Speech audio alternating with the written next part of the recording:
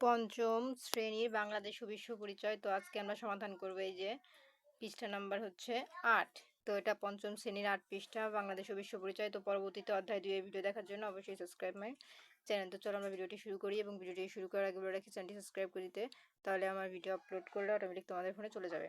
তো দেখো এখানে ক নাম্বারে বলেছে সঠিক উত্তরের পাশে টিক চিহ্ন দাও।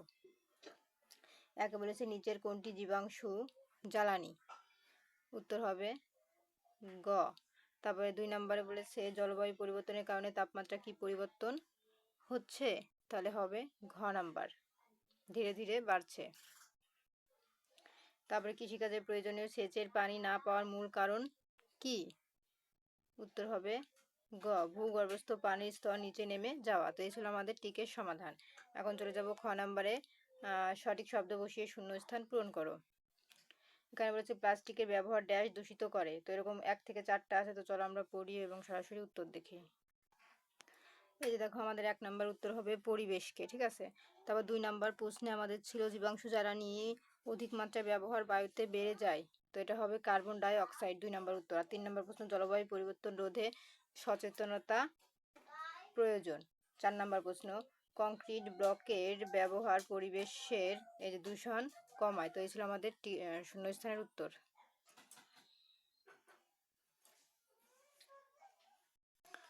তো দেখো আমাদের কিন্তু এই শব্দের অর্থ মানে শূন্যস্থান কমপ্লিট।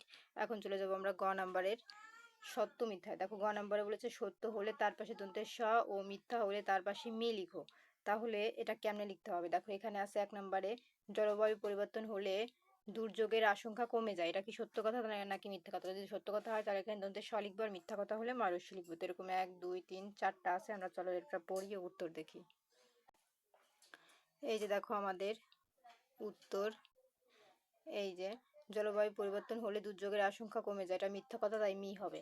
তারপর 2 নাম্বার অধিক বন উজাড়ের কারণে পৃথিবীর তাপমাত্রা কমে যাচ্ছে, এটা মিথ্যা কথা, তাই মি হবে।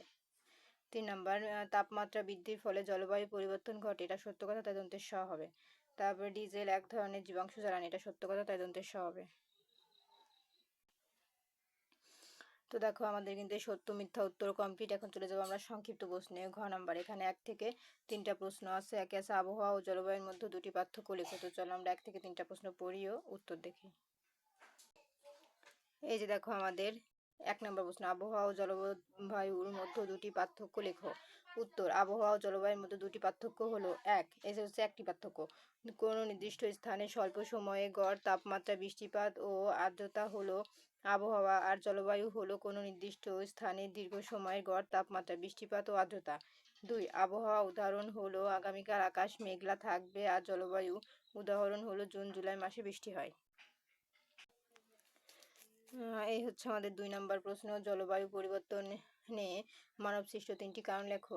উত্তর জলবায়ু পরিবর্তনে মানবসৃষ্ট 3টি কারণ হলো 1 জীবাণু জ্বালানির অতিরিক্ত ব্যবহার, 2 কলকারখানা ও যানবাহনের নির্গত ধোঁয়া, 3 বন উজাড় করা। এই হচ্ছে আমাদের 3 নাম্বার প্রশ্ন সমুদ্রপৃষ্ঠের উচ্চতা বেড়ে যাওয়ার 3টি কারণ, 3টি প্রভাব লেখো। উত্তর সমুদ্রপৃষ্ঠের উচ্চতা বেড়ে যাওয়া 3টি প্রভাব হলো 1 বন্যা খরা ঘূর্ণিঝড় ও ভূমিধসের মতো দুর্যোগের বৃদ্ধি পাচ্ছে, 2 লবণাক্ত পানি প্রবেশ করে উপকূলীয় এলাকায় কৃষি জমির ক্ষতি হচ্ছে, 3 সুপেয় পানির অভাব হচ্ছে। তো দেখো আমাদের কিন্তু এই সংক্ষিপ্ত প্রশ্নের উত্তর কমপ্লিট। এখন আমরা চলে যাব নম্বরে বর্ণনামূলক প্রশ্নে। তো দেখো বর্ণনামূলক 1 নম্বরে বলেছে জলবায়ু পরিবর্তন রোধে তোমার করণীয় কি লেখো। তো এরকম 2টি প্রশ্ন আছে, তো চলো আমরা পড়ি ও উত্তর দেখি। এই দেখো আমাদের প্রশ্ন জলবায়ু পরিবর্তন রোধে আমার করণীয় লেখো। উত্তর জলবায়ু পরিবর্তন রোধে আমার করার জন্য প্রধান কারণ ডাই অক্সাইডের মাত্রা কমানো দরকার। আমি নিম্নলিখিত কাজগুলো করে পরিবেশ রক্ষা করব।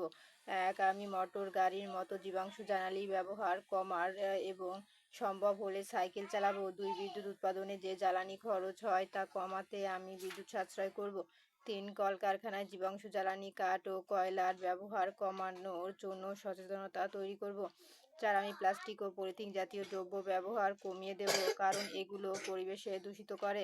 তারপরে 5 নম্বর লিখব বিদ্যুৎ সাশ্রয় করতে আমি এসি ব্যবহার সীমিত রাখব। তো আমাদের 1 নাম্বার উত্তর কমপ্লিট। এখন আমরা 2 নাম্বারে চলে এসেছি প্রশ্ন। তোমরা চাইলে ছোট করে ওইখান থেকে লিখতে পারো। ওখানে 5টা পয়েন্ট দেওয়া ছিল, তোমরা চাইলে 3টা পয়েন্টও দিতে পারো। তো দেখো এখানে 2 নাম্বার প্রশ্নে বলেছে পরিবেশ সংরক্ষণে আমরা কিভাবে ভূমিকা রাখতে পারি।